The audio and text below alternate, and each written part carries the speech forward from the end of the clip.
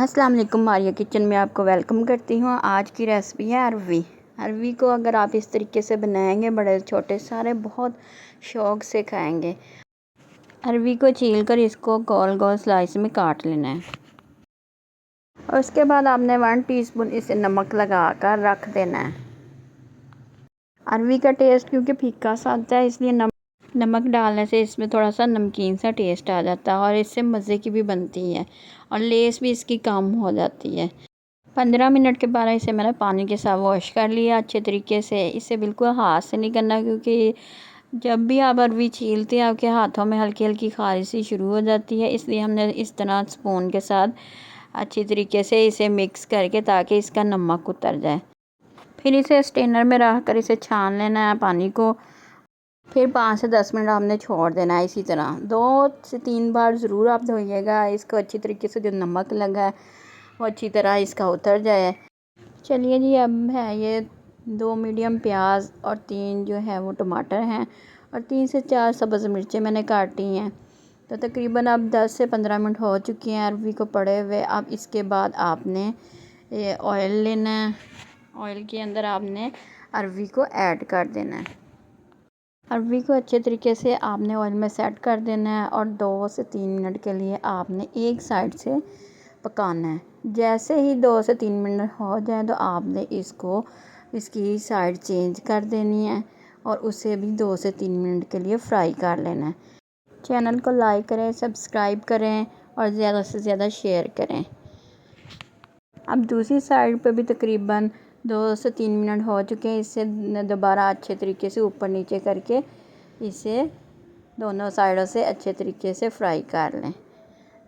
अब अरवी फ्राई भी हो चुकी है और अंदर से नरम भी हो चुकी है। अब इसके अंदर सारे जो प्याज, टमाटर और सब्ज़ मिर्चें हैं वो आपने इसके अंदर ऐड कर देने हैं। इसके साथ आपने पाउडर मसाले भी ऐड करने हैं।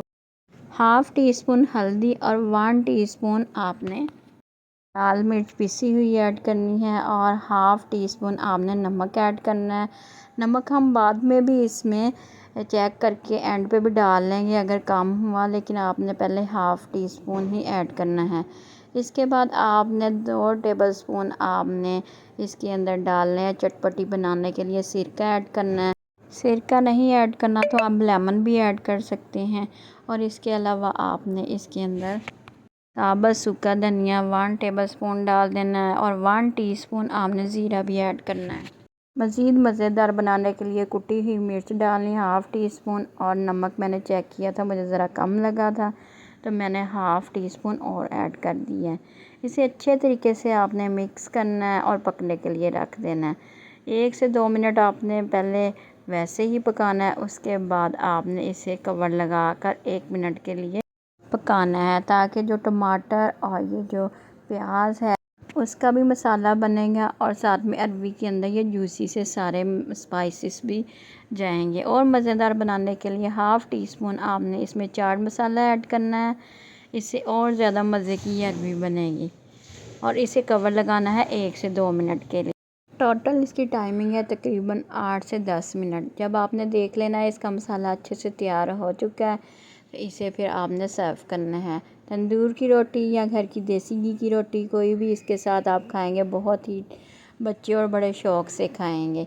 चटपटी अरवी जो कि खड़े मसाले की भी आप कह सकते हैं, ये बहुत ही टेस्टी बनती है। आपने इसे ट्राई ज़रूर करना है और दुआ में याद रखिएगा। अल्लाह हाफ़िज़।